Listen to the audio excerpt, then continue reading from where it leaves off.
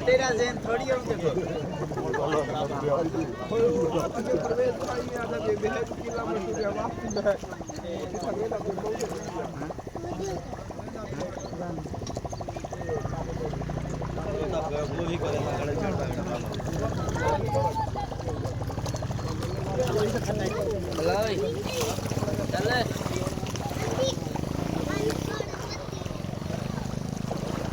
ये इतना पानी चढ़ा पे आओ तो देख